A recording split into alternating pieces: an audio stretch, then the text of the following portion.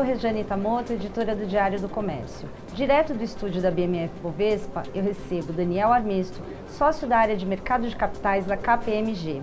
Tudo bem, Daniel? Boa tarde, tudo bem, Regiane? Tudo bom. Bom, Daniel, hoje o assunto é a questão da participação dos fundos de private equity em empresas que estão interessadas em abrir capital.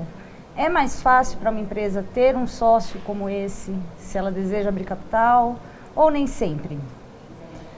Do ponto de vista de abertura de capital, torna o processo mais fácil você ter um fundo lá dentro, ajudando a companhia a se preparar para chegar na data do IPO já com toda a estrutura de governança e preparada com uma história, um equity story que a gente chama, que é a história de como as ações de como o valuation da empresa evoluiu, do que ela fez, o que ela está fazendo para trazer valor para o acionista. Então, ter um fundo private equity ajuda nesse contexto, com certeza. Certo. E há casos também que ele nem sempre é necessário, né? Com certeza. Queria que você desse alguns exemplos. Com aí. certeza. De 2006 a 2009, quando teve aquele boom de IPOs no Brasil, a grande maioria foi sem fundos private equity por trás.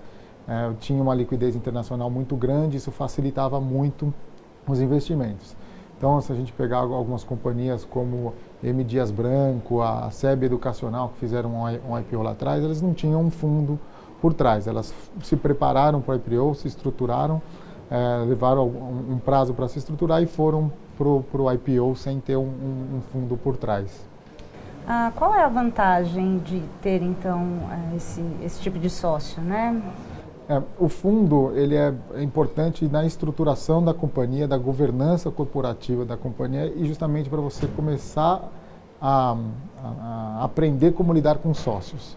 Então o fundo vai te ajudar a estruturar, ele é como se fosse um treino para vocês, para a companhia. Então ele vai ajudar a companhia a se estruturar, a governança, as decisões, se relacionar, né, de certa forma com um terceiro, né, para promover informações para terceiros. Então, a grande maioria das companhias aqui no Brasil, de médio porte, elas são companhias de um dono só. Ele não está acostumado ainda muito com esse dia a dia de dar informações para terceiros. Ele recebe as informações, toma as decisões sozinho, né, vamos dizer assim. E com o fundo participando lá dentro, ele vai receber um capital, ele vai poder aportar aquele capital nos investimentos que ele está pretendendo, montar o equity story de mostrar, olha, o retorno que a gente está trazendo dos investimentos são bons e mostrar a evolução disso ao longo dos anos em que o fundo estiver lá dentro e melhorando a governança corporativa. Então, isso traz muita solidez para a hora que chegar num IPO, fazendo um roadshow, você consegue mostrar muito mais história do que você está vendendo do que simplesmente pegar uma companhia sem se preparar, fazer todo o processo de registro dela e sair para o IPO. E do que a empresa deve abrir mão, né? Então, o controle é uma das questões, né? Normalmente, esses fundos private equity, eles não entram já obtendo o controle, eles entram com uma participação de uma minoritária, 20% e 30%, para fazer um teste de investimento e aí eles podem aumentar a participação. No dia a dia da empresa, o que mais se sente é a perda, né, do poder de decisão. Então, o antigo dono, né, ele tomava a decisão sozinho, ele vai ter que compartilhar algumas decisões. Alguns private equities, por exemplo, uma das demandas na entrada dele é que o CFO seja do private equity e que a companhia estabeleça regras de governança, como a gente falou anteriormente. Então, o processo de tomada de decisões, de reporting, de prestação de contas fica muito mais burocrático nesse sentido, porque ele vai ter que estar formatado para dar informação e para dar suporte para quem está lá dentro, né, para o fundo de private equity. E como a empresa que está interessada, então, em ter, né, a participação de um fundo, como ela deve se preparar também, né, para isso? O importante para a companhia é que ela já comece a ser auditada, né? Acho que ter uma auditoria já ajuda bastante o processo. Um dos principais problemas que se tem com a entrada de fundos de private equity é quando se descobre algum problema, algum esqueleto, como a gente chama no mercado, depois que o fundo de private equity entrou. Então, a diligência é muito importante, né, da entrada do fundo, mas antes disso, obviamente, você tem que se preparar do ponto de vista de sofrer auditorias, prestar contas, deixar os livros preparados para a entrada do private equity. A última coisa que uma companhia vai querer nessas situações é que o fundo entre, alguma coisa descoberta, um litígio que nunca ninguém ficou sabendo, é descoberto, e aí vai entrar numa briga com o fundo e vai travar todo o processo de IPO. É importante também dizer que o fundo ele entra com um prazo para maturar o investimento dele, ele não vai ficar lá no longo prazo.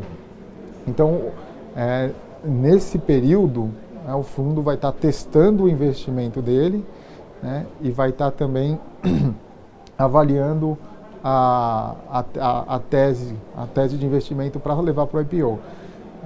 A estrutura de como o fundo entra, né, como ele está financiando a companhia, é muito importante.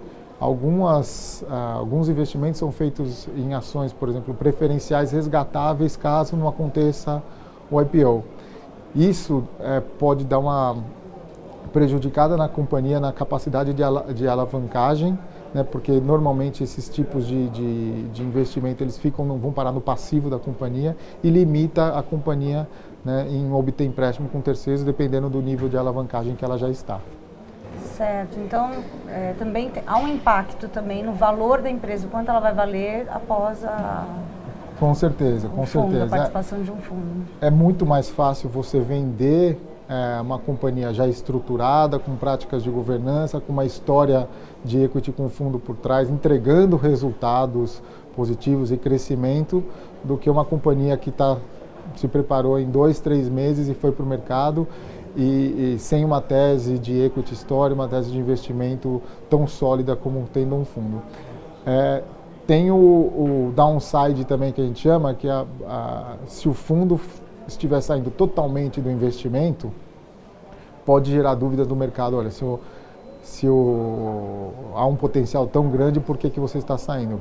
Por exemplo, no caso da Lynx, que tem o fundo General Atlantic, que foi um dos investidores lá no começo, que entrou para ajudar a companhia a se preparar, eles venderam uma participação, mas ainda continuaram na empresa depois do IPO. Então, isso é importante. A quantidade de ações que o fundo vai vender é sempre importante dimensionar, o investidor, né, o comprador do IPO vai dimensionar para tomar a decisão. Tá ótimo. Muito obrigada pela entrevista, Daniel. Obrigado a vocês. E para mais informações, acesse decomércio.com.br.